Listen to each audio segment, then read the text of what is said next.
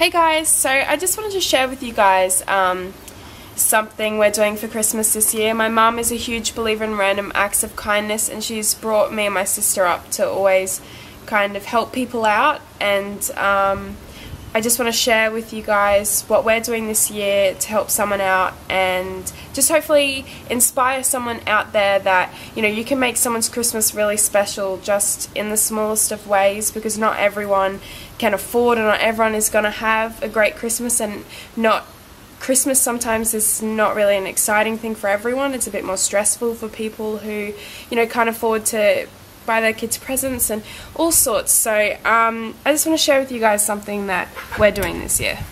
Okay, so I was at work the other night and I got called to an emergency situation, which I often do at work. I manage a theatre, and there, you know, sometimes there's over 1,000 people in the theatre, and you know, you get called to people being sick, or you know, all sorts of things happen. And this particular night I got called to a lady that wasn't able to stand. She was very, very weak. So while we were waiting for the ambulance to come, she told me a bit of her story. She's suffering from 2 life-threatening diseases. I won't tell you too much about her personal life because I don't know her. She's a stranger, and I would hate for her to not be happy with me for telling her story. I don't think she would, but I'll skim over bits and pieces. But virtually I called an ambulance for her. We were waiting for the ambulance. She was there for her son's graduation. He was going into grade 7, so her son's 12. She's got another son who's 14. Going through a really hard time. She's a single mum. The medication that she's supposed to be taking to help her, she sort of has skimped on quite a bit because she couldn't afford it. So that contributed to the night of her making her really, really sick and needing to go to hospital for the night and getting medication and blood transfusions. So while I was waiting with this lady and her son, it was so cute. Her son was 12 and he was graduating, and he was standing with his favourite teacher, a male teacher, which is a huge impact on young boys to have male teachers in their lives, especially if you don't have that male role model at home. So he idolised his teacher. His teacher had this new haircut, and so this little boy wanted the same haircut as his teacher, and it was so cute.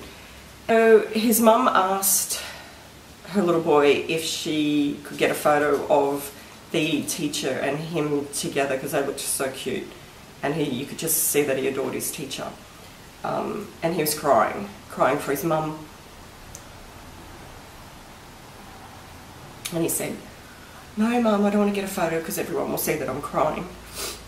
And she said, "Everyone will just think you're crying because you're happy because you've graduated," which just rips your heart out.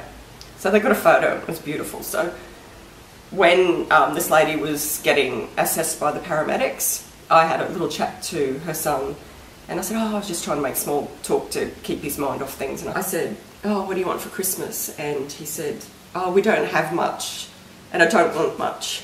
I just want my mum." So she told me that she was an emergency nurse in our local hospital. So I think it's been the last 6 years that she's deteriorated quite a lot, and she has had to give up work. So when she was a nurse, she would be out there doing her job, helping others, and then she would have to go back behind the scenes, and they would have to give her transfusions and prep her back up and then send her back out to work, which I think is pretty incredible. And being a mum with 2 young boys, you know, obviously it's really tough for her. I spoke to her a bit about her plans for Christmas, and she said she was inviting the whole family over, and she was a bit overwhelmed with doing that because she was so sick. But obviously she's a generous type of person, and that's what she wanted to do. I think at this stage she's stopped doing that now because she is quite ill. So she's just having a low-key Christmas with her boys. I said to her if it was okay if I sent her a Christmas card in the mail, because she really did touch my heartstrings. My mum always wanted to be a nurse, and she had a pretty hard childhood and left school in grade 6 and did a pretty tough life, and she always admired, and my mum always admired people that helped others, and she instilled that in me.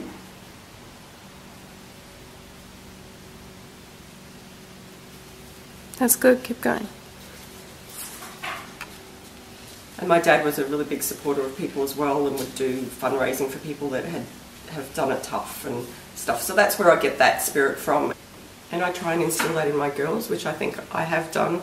And they've even blown my expectations by both becoming vegan, which is just huge for the planet. And no, it's not a vegan plug here, but it's pretty amazing to be a vegan, you know, with everything, all the food and stuff that we have, all the crap in this world that you can have, and the leather and the beautiful clothes and shoes and everything. And for my girls to personally make that decision to help animals and the world is, I think they're heroes.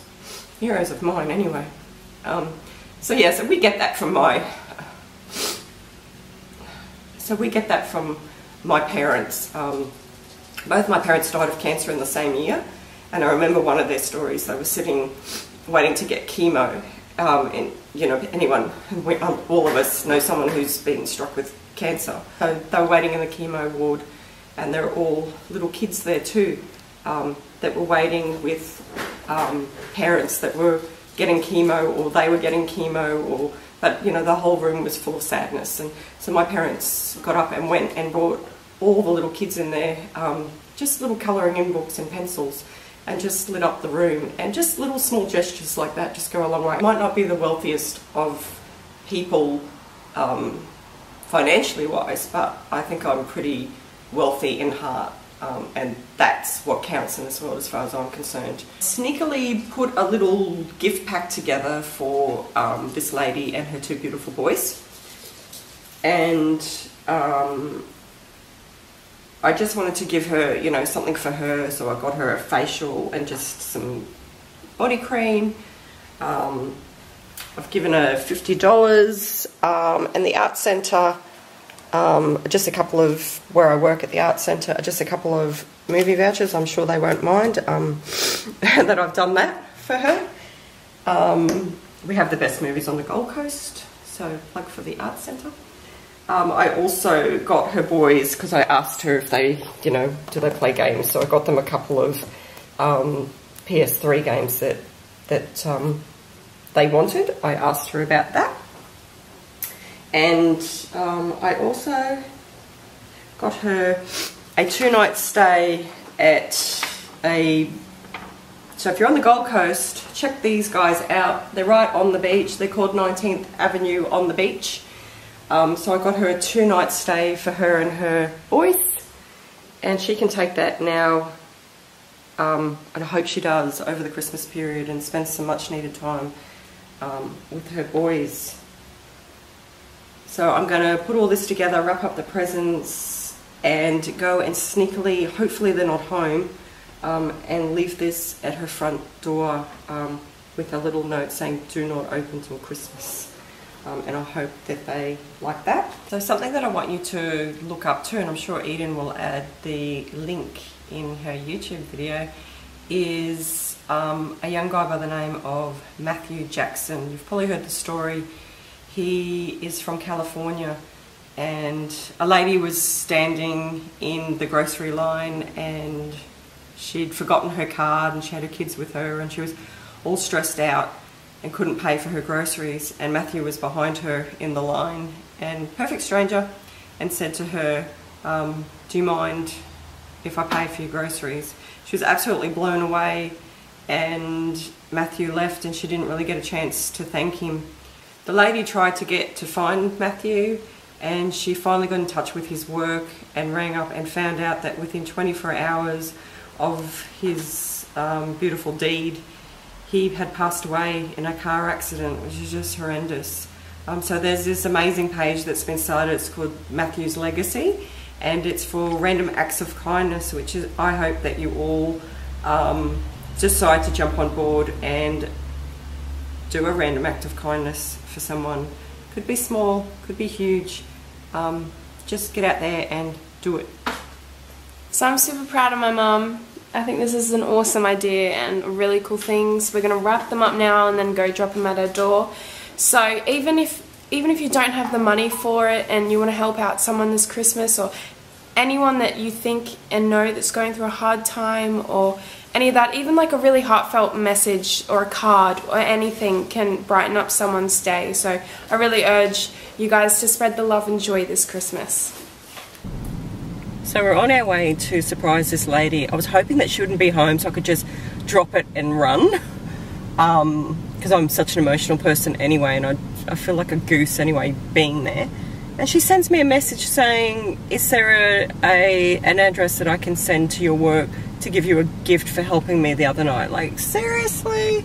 So I'm like, I really don't need a gift. So she actually knows that I'm coming over to her house now. So I'm just going to drop in, tell her not to open these presents till Christmas morning and get out of there hopefully without crying. Okay. Ready? Okay, off to spread some Christmas cheer. Merry Christmas!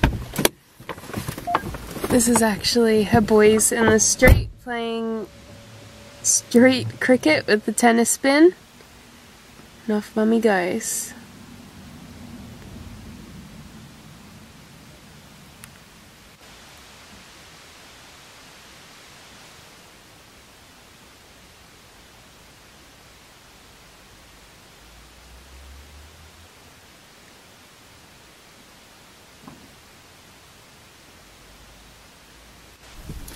How'd you go? Oh. So she gave me a card and we had a chat, and she said pretty much, I hadn't been there that night. Just a simple thing of calling an ambulance for her.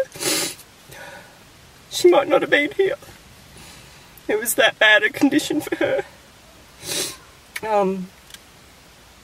Yeah, she was in a really bad way, and yeah, if an ambulance wasn't called for her when we didn't look after her and treat it as serious as what I did, she might not be here right now with her boys, so that just makes me feel really good.